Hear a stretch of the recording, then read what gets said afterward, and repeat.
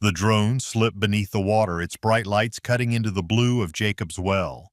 The first 30 feet were beautiful, but this was no ordinary swim.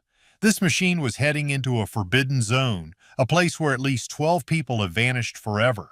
Scientists watched on a monitor as the drone descended into the narrow, twisting passages that divers call the trap. They were there to map the cave. But the drone's camera captured something else entirely, a horrifying discovery that confirmed the well's gruesome reputation. The Well of Whispers. In the rolling, sun-baked landscape of Texas Hill Country, there's a small town called Wimberley. And just outside this town, Cypress Creek flows. In the limestone bed of that creek, there is a hole, a dark, perfectly round circle about 12 feet across in the otherwise shallow, gentle water. This is Jacob's Well. On any hot Texas day, this place is alive. You'll see families, students, and tourists all lined up. One after another, they leap from the surrounding limestone rocks, cheering as they plunge into the impossibly clear, eternally cool water. When the well took Kent, to understand what that drone found, you have to go back in time. Back to September 9th, 1979. The world was a different place. The culture of cave diving was, to put it mildly, the Wild West. It was a new frontier full of brave, almost reckless explorers.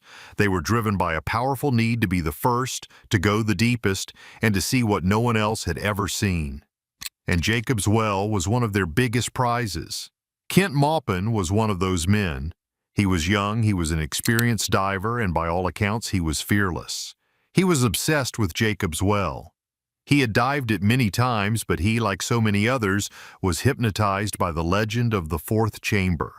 It was the last frontier of the well, a place many had tried to reach, but few had ever seen. On that fateful evening, Kent and his friend Mark Brasher decided they were going to be the ones to conquer it. Mark was a college student at San Jacinto College, eager and adventurous, and he looked up to the more experienced Kent. They weren't alone. They were part of a larger group of 8 divers from Pasadena camping out near the well. The air was filled with excitement, the kind of nervous energy that comes before a big, dangerous mission.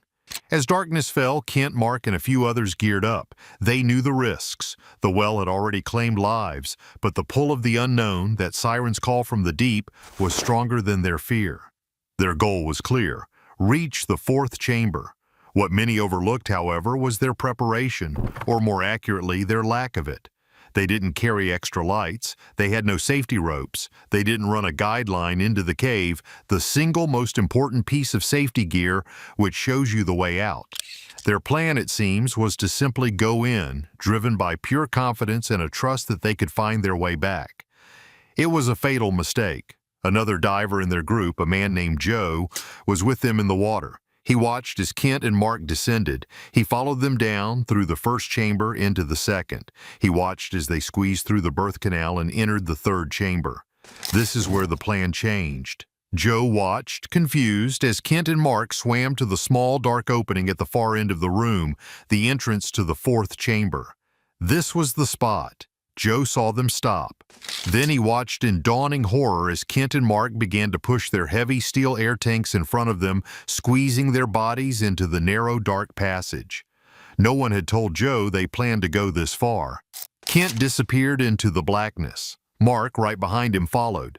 Joe, feeling a surge of pure panic, stayed at the entrance. He swung his bright dive light back and forth frantically, trying to get Mark's attention.